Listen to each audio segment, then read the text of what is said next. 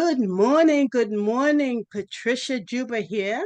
I am the founder of A Life Worth Living Corp, as well as this podcast. This morning, I have a very special guest. Kris Silva is the esteemed president and CEO of Taunton Area Chamber of Commerce. I am super excited that she is on the platform today. Good morning, Kris. Good morning, Patricia. Thank you so much for having me. I really Hey, appreciate it. amen. I'd like to dive right in so we can hear more about Kris and all that you do for our community. So, Kris, tell us about your journey that led you to the Chamber of Commerce. Well, thank you for asking me and allowing me the opportunity to talk about that. So I had an interesting kind of path to the chamber. Out of college, was hired to do marketing for a nonprofit hospital system. And um, I was a political science major and a communications minor. Hmm. And so I took that position, and eventually that transitioned into a fundraising director role there. And I was there for 13 years, um, and then left there when I uh, went over and worked at Stonehill College. Hmm. So I worked at Stonehill part time after I had adopted my second child. Um, I worked at Stonehill, and that transitioned into full time. And I was really proud of the program. Among different things that I did at the college, um, is the Stonehill Service Corps, and I started running that right from the time it was kind of created by the president of the college. It Hmm. became it became my third child, I called it. Um, Okay. yes, and so I ran the Stonehill Service Corps, which was for recent grads of the college to do a year of service, or sometimes 2 years of service. And Hmm. we had locations in India, Honduras, Dominican Republic, and we had a location right in Brockton. So they would do Wow. full-time service. They would Nice. live simply on a Hmm. small stipend. They live in community with the communities that they were serving, and it was very similar to like a Peace Corps type of program. So I was very proud of that. I did that for over 10 years, and then COVID hit. So when that Yeah. happened, obviously, being an international program, the program was shut down immediately, and the college ended up just doing away with the program, and unfortunately, out with the program and out went me. So I was quite devastated. I really did. I really felt very fulfilled running that program. Hmm. So in this position, someone it became vacant. The president role was open, and someone I knew had said, "Hey, I actually think you'd be a really good fit for that." And at first, I wasn't quite sure, going from what I had done previously, working in nonprofits and in service, how that it would be a good fit for me. So, but it was during COVID, and so I like to say we kind of tried each other on for size. Um, Okay. and here I am, over 4 years later, and feeling very fulfilled and inspired as I had with the Service Corps program. So I'm thrilled that this position kind of found me, and I think in my life, in the 3 jobs I've had since I graduated college, which I'm pretty proud of, I've only had 3 jobs. Um, Yeah. they were doors that just kind of opened in directions that I wasn't sure, I was necessarily the perfect fit, but I went through the door anyway. And I was always happy that I did. So that's how I got here. And that's encouraging how you said that. The doors were open and you went through anyway. Yeah. Sometimes you That's a just have to faith take walk, that leap, right? right? Yes, Yes. it's a Right. faith walk. Wow, that's exciting. And believe me, Kris, we are very happy that you are here Thank you. in Taunton as the president of the chamber. So, can you share with us since you've been the president of the Taunton Chamber, what was your most proudest accomplishment to date? Wow. We've grown and changed so much just Hmm. in the time that I've been here. And that's a testament to, I would say, our board being so open and supportive of the different ideas that I had to change things up and be responsive and reactive to our community and what our business community needs. Mm-hmm. Um, some things that were traditions or things that had kind of been status quo, and they were very open to new ideas. So I'm really grateful for them. Mm-hmm. My staff is fantastic. I have, we brought on Elizabeth, who's Elisa, of course, she's the rock that holds this place together and has for almost 19 years now. And then we That's brought on awesome. Elizabeth Lebrecht, who's our director of member development, almost 2 years ago. And our membership has grown because she's right out there in the community, Mm-hmm. informing people of all that the chamber does. But we have strong ambassadors as well that are out there representing the chamber, talking about their experiences and how their businesses have grown and thrived through membership. So it's hard for me to pinpoint one, but I would say what brought me full circle with this position is when I launched the Stonehill.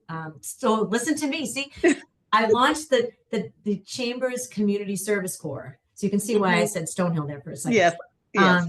And it It's all really right. did bring me back full circle to to that service part of my heart. Mm-hmm. And I really, we had done some things in building up to the service corps with through different drives that we've done, our holiday cheer campaign, which benefits our local nonprofits. I started a business for business program where current members can sponsor the membership for a nonprofit or small business. And I've really grown our nonprofit membership, which I was really Mm-hmm. proud of, and I still Yes, am. But I really wanted us to be hands-on in our community. yeah. And through the launch of the Chamber's Service Corps program, we're doing that. So what it is, I basically put out a call to our membership to say, I'm launching this. If it's something you think you'd want to be on a list for, please let me know. And when we get, and I communicate with our nonprofits to say, hey, we're hands-on group here. If you need assistance with anything, and we've volunteered to open and close the Boys and Girls Club Camp Riverside. We just last week we were working at the Habitat for Humanity home build right in Taunton. Mm-hmm. So I Yeah. basically just throw out the kind of the email, the bat signal, if you will, to our group and say, we have this opportunity. Here's the day and time. And folks, raise their hand and say, I can do it. I'll be there. And as a group of chamber members, we're there, volunteering hands-on in service to our community. So I'm really, really proud of that. That's awesome. That is awesome. Are there any upcoming projects or We projects always have, that you're excited about? I oh, know you're excited with the over service corps, you mean? Or with with anything? Okay. any. With the Service Corps, well, we'll be doing another volunteer opportunity with the Boys and Girls Club. That would be coming up this spring. I think working at inside the Taunton Clubhouse, they've got some painting and things that need done. But as far as the chamber in general, I mean, we always have things going on. You know that, right? Yes, I do. There's always something happening with us. But we are in less than 3 weeks, we are having our Taste of Greater Taunton event, which is a brand new Yes. event for the chamber. We're very excited to bring this then back into the I community. can't wait to go. Yeah, so we're Yes. really excited to be doing this. We have so many new restaurants, many diverse Mm-hmm. restaurants too, and to be introducing these different cuisines into the community and letting people have an opportunity to taste them and meet the owners and all of that. We're really, really excited about it and proud of that. So that's kind of what's on my plate, no pun intended, I guess, right now. Yes. Okay. So, can you share with us who has been your biggest inspiration throughout your leadership journey? That's an interesting question. I saw that when you sent it last night and I thought, wow, that's really hard. I don't know that I have one person. I think for me, what's driven me since I was young is I've always wanted to make a difference. And that can sound cliche, but I think back to when I was young and I really wanted to be a lawyer for the EPA. It was Okay. back in the day when Al Gore, was Yes. big with it, Mm-hmm. And I wanted to make a difference in that way. Either the ASPCA or the EPA were my were when I was in college. I wanted to be a lawyer, and Mm-hmm. I was a little bit jaded by the time I graduated, and I didn't take that route. But when I ended up in fundraising for the hospital system, um, I could see that that was driving me to be able to make a difference. And once I got to Stonehill and I was running the service corps, then it was solidified for me. I just knew that, Yeah. um, and it's not to say, in any type of bragging way that I'm making a difference as one person or anything, just that it was important to me to try to help and assist and serve. So, um, to be able to be in that capacity, I wasn't directly in these communities through the service corps, even though, of course, I visited many times, but it was my graduates, my alums that were in service, right, truly Mm-hmm. alongside. But I was so proud just to be adjacent to that and to be coordinating a program that puts these young people in service, and the amount that they're able to, it's not about the helping, they're teaching English. Okay, yes, that's helpful and important. What was more important was what they were learning about these communities and about Mm-hmm. themselves and Yes. what they did with that when they got back. And Mm-hmm. all of those, over 100 of them who went through that program over the time that I was there, and what they've gone on to do with their lives because of how transformative that experience was for them, makes me so proud. And I'm just proud to have had Nice. any part in it. So Nice. So let's take a little shift and share with us, how do you balance your professional life with your personal life and still lead an impactful organization, because it's very impactful under your leadership. thank you. That's a Yeah. good question. I think over the years, I've been able to, on the different roles that I've had, definitely was challenging for the earlier years, when I was, first trying to have a family and then had a young family. Mm-hmm. Um, and my husband actually retired from the Department of Correction with 20 years, right at the time that my job at Stonehill was becoming full time. So we're really kind of fortunate that that happened. It allowed me to focus more, and he was home for a period of time before he found something else, his next calling. So that worked out quite well. But now, my kids are older, so Mm-hmm.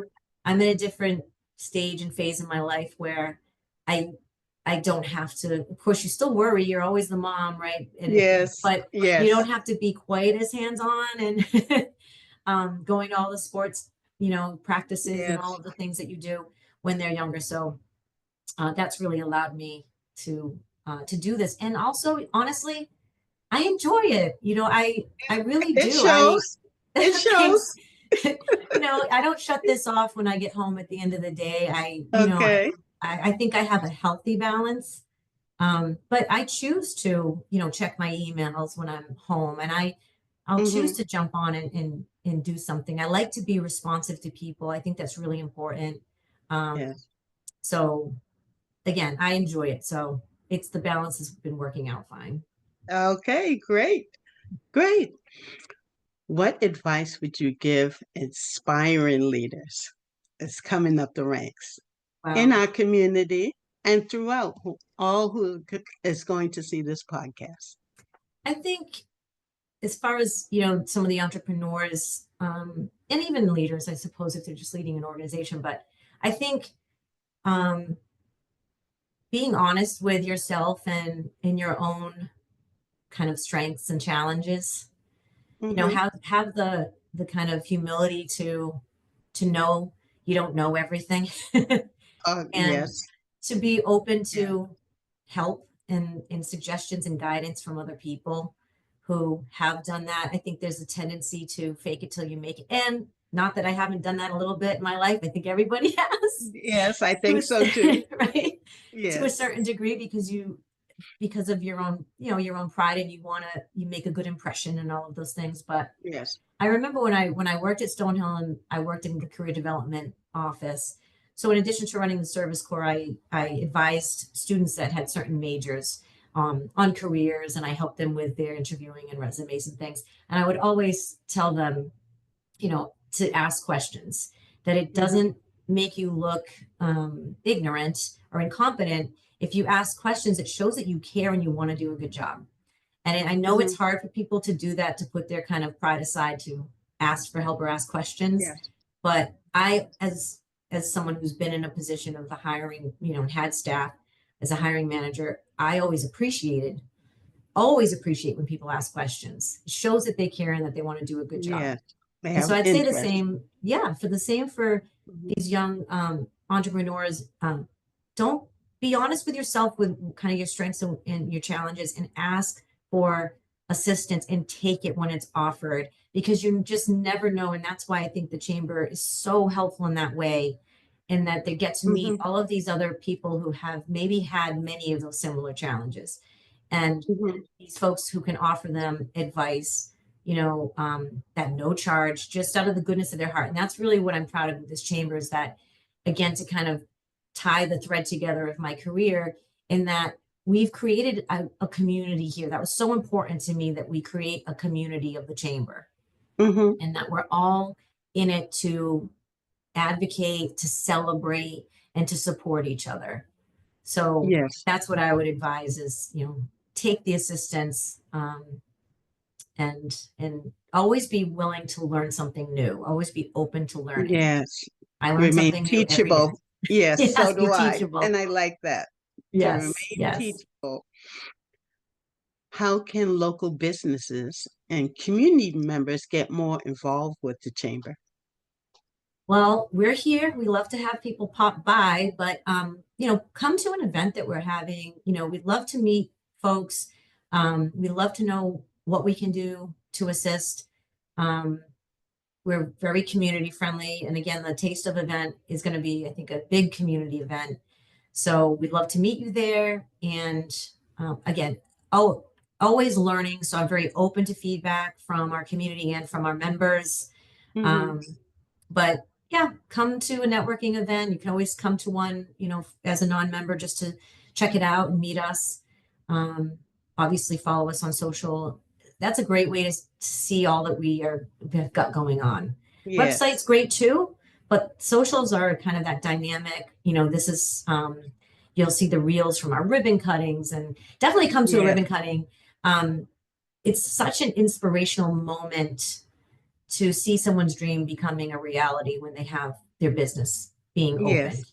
So please come to a ribbon cutting and experience that. It's amazing. All right. So here's one more question for you, Kris. Where can our listeners connect with you in the Taunton Area Chamber of Commerce to learn more? Okay, so you can follow us on social media, on Facebook, Instagram, and LinkedIn at Taunton Area Chamber. You can email us. You can email me directly, KRIS at tauntonareachamber.org. The chamber actually is a nonprofit organization, so we are a Mm-hmm. .org.